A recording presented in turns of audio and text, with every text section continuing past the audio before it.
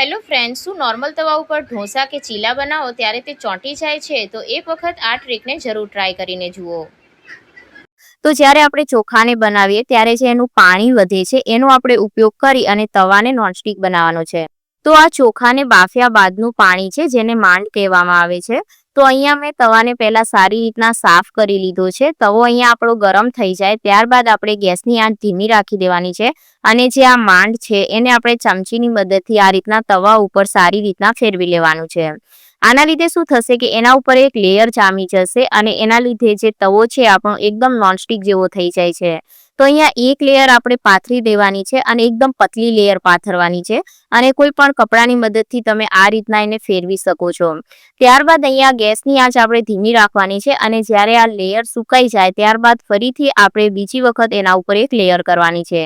આ રીતના તમારે 2 થી 3 વખત આ પ્રોસેસને કરવાની છે જેથી જે તવો છે એના ઉપર એકદમ સારી એવી કોટિંગ જામી જશે અને જે તવો છે એકદમ નોનસ્ટિકના વાર કામ કરશે. તો જુઓ, ફરીથી આપણે બીજી વખત પણ આ પાણી લઈ લેવાનું છે અને આ રીતના તવા ઉપર એને ફેરવી લેવાનું છે. આ રીતના કરવાથી શું થાય છે કે એના ઉપર એક પતલી એવી લેયર બની જાય છે નોનસ્ટિકના વાર, જેના લીધે આપણે તવા ઉપર ઢોસા કે ચીલા કે પછી રોટલી કંઈ પણ બનાવીએ ને તો બિલકુલ પણ ચોંટતું નથી. પરંતુ આ પ્રોસેસ તમારે જ્યારે ઢોસા બનાવવા હોય ત્યારે જ કરવાની, જેથી ઢોસા એકદમ સારા એવા બનશે અને એકદમ ક્રિસ્પી પણ બનશે.